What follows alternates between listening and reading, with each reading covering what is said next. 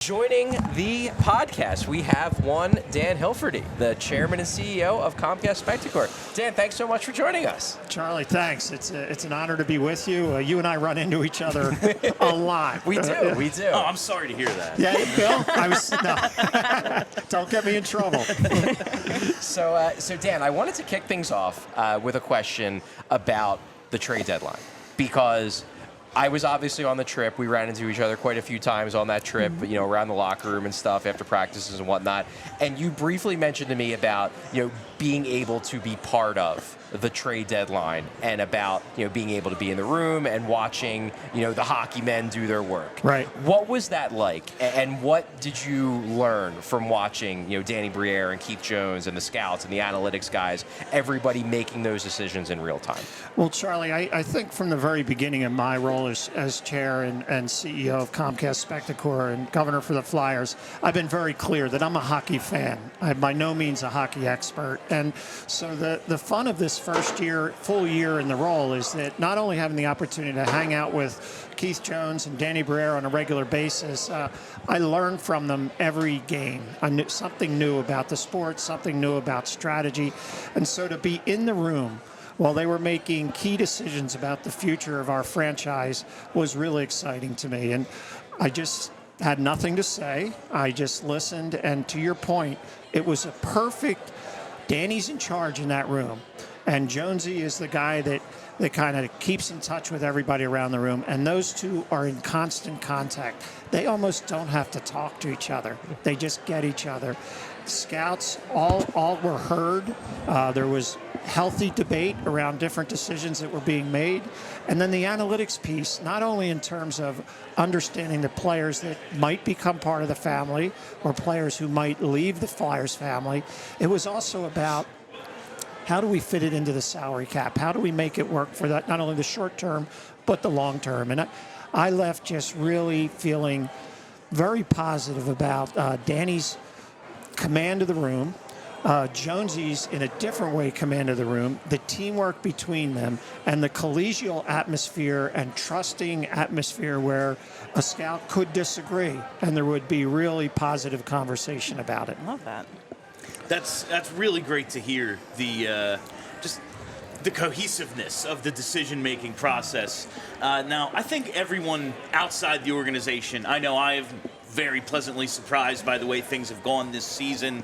But for you, in kind of starting out now, officially, the chairman and CEO of Comcast Spectacor, what's been the biggest surprise to you? Is it this season? Is it something behind the scenes? What has been the biggest shock?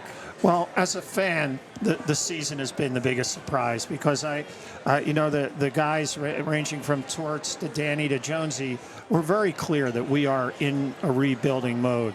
The players had a different feeling about that. And what I love about the three of them and their hockey leadership is that they allowed the players to take us where they wanted to go. And then as we got closer to trade deadline, yes, we did what we needed to do around more draft picks, really strategically thinking 24, 25, and beyond. But also, we tried to give this great group of individuals who are an amazing team of people a chance to maximize their potential. So for me, the greatest joy was watching the three hockey leaders interact with this locker room. I've never seen a locker room like this in my life. Any sport, teams I've been on, teams I've observed, it's real. It's real. These guys care about each other, and to see that brain trust, give them a chance to maximize their potential, is my greatest thrill of the season. So in terms of other thrills, I know the first time that we met in person was actually at last year's carnival. Right around the bend there. Right around the bend, exactly. I'm sure that first carnival, that was, right after the organizational changes. You were still, kind of integrating yourself into the Flyers organization. How different does this carnival feel to that one? Well, for me, I know my way around. I know you. I know more people this year. I feel part of the family, and not that I didn't then, but I was a new kid on the block, and any new kid has to prove that they belong. I hope I have, but so for me, it just feels that I am when you take the business and the hockey side and combine them, I'm an integral part of that. And like I said, I will never make a hockey decision. I will support our efforts, whatever they might be. But I feel a key part of it, and I feel part of the four, Torts, Danny, Jonesy, and myself. We all talk about pulling the rope in the same direction, and I feel a key part of that. So just keeping with the carnival a little bit. So Yes. as a fan, I've noticed that the organization has kind of taken the approach of bringing back some of the older school stuff that used to be a part of like game presentation, the experience of being a Flyers fan. It's noticed. Yeah. And I think with the carnival today, something that I've noticed is it seems like you've brought back the players being kind of more of an approachable part of the carnival. I think the Phantoms are here this year, right? Which is great. That's something that as someone who used to go to the carnival every year, that was one of my favorite parts, was being able to interact with the players that you like so much, play these games with them. It's so fun. Was that a conscious choice by the organization to kind of get the players a little bit more closer to the fans this year at the carnival? Well, Kelly, yes. And if you go back to kind of the unfolding of this new regime, which I was part of that unfolding, we talked about there had been some criticism about the past, and what I felt was when you're talking about I call them the foundational titans of our franchise, whether it be Bobby Clark, Paul Holmgren, Billy Barber, and so many others, many of whom are over signing autographs as we speak. Really wanted to make sure that the fan base knew that we were moving in a new direction in the sense of Danny and Keith really focused on analytics, Torts being focused on the eye test. Yeah. And so, yes, it's been a conscious decision. And as it relates to Flyers Charities, for me, it all starts with the men and women who make up our players, our coaches, and their families, their spouses. If people aren't willing to be approachable, no matter what you do, they have jumped in with both feet. They have led us to this point where they want to be accessible. They want to be part of the community. And what I've learned across the board, these are real people. They're just real, genuine people. So it's easy to open the doors, so to speak, and allow them to engage with the fan base, a fan base who admires them so much and also admires the great tradition of Flyers hockey. Absolutely. Great. So, Dan, thanks so much for joining us. Going to put you a little bit on the spot here for the last question. I knew this was coming. So, the Flyers obviously are still sitting in a playoff spot. The schedule's tough. They've had some tough losses this past week.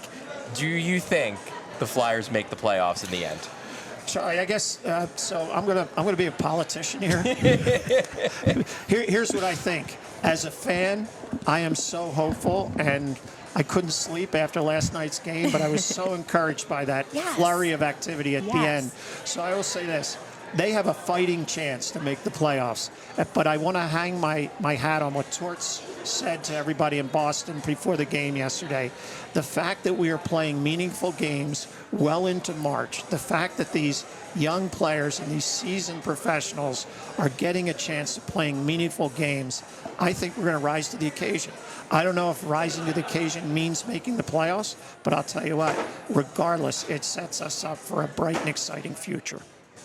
How's that for a political answer? That is spoken like a true CEO of a major company. What I heard was the Flyers are 100% making the playoffs. That's what I heard. I'm glad you heard that. I'm glad you heard that. Episode that, I think. Yeah. How ridiculous is it, just before you get out of it, how ridiculous is it working with Jonesy every day? Here's the thing, I am going to be blunt about this. When I first accepted this role, I knew I wanted him to be president, and I knew Danny was going to be the full-time GM. And I hadn't met Jonesy. I just know of him. We had a secret meeting down in Florida when they played at Tampa Bay, and then we went through a process. He stood out above the crowd. And so every day, it's a lot of fun. And I feel like older brother might be too strong, but with those two guys, I'm happy to give them my business sense while I marvel at their expertise in their profession. Dan, this has been excellent. Thank you so Yeah, much. thanks so much, Dan. We will Charlie? not keep you from more of your carnival No, activities. let's talk. Come on, let's go another half hour. I'm guessing you're going to go play cornhole with Sam Harrison now? Let's go play some cornhole with Sam Harrison. Oh, this is incredible. They're right behind us. All right, Love see it. you guys. All right, Thank you so much. much. We all silly like the mayor.